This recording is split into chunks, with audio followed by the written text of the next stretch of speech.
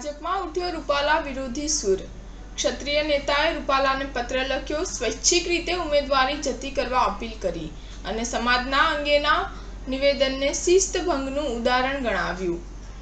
23 માર્ચે રાજકોટમાં એક કાર્યક્રમમાં પુરુષોત્તમ રૂપાલા દ્વારા ક્ષત્રિય સમાજની બહેન દીકરીઓ અંગે આપેલા એક નિવેદન બાદ સર્જાયેલો વિવાદ શાંત પડવાનું નામ નથી લઈ રહ્યો।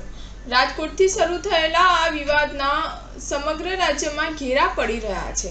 ગામથી લઈ શહેરો સુધી રૂપાલા સામે દેખાવો થઈ રહ્યા છે। ત્યારે જામનગર જિલ્લાના ભાજપના મહામંત્રીએ રૂપાલાનો પત્ર લખી રાજકોટ લોકસભા બેઠક પરથી સ્વૈચ્છિક રીતે ખસી જવા અપીલ કરી હતી।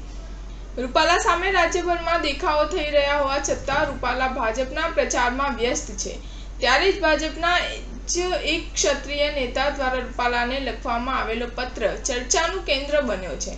ભાજપના નેતા દ્વારા પત્રમાં અનેક બાબતે પોતાનો મત વ્યક્ત કર્યા બાદ અંતમાં લખ્યું પણ છે કે મારી આ અપીલ આપને કડવી ચોક્કસ લાગશે।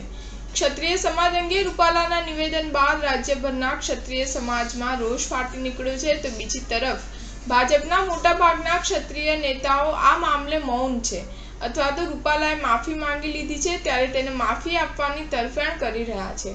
ત્યારે જામનગર જિલ્લાના ભાજપના મહામંત્રી અને જામનગર રાજપૂત સેવા સમાજના ટ્રસ્ટી પ્રવીણસિંહ જાડેજાએ રૂપાલાને પત્ર લખી પોતાની નારાજગી વ્યક્ત કરી છે।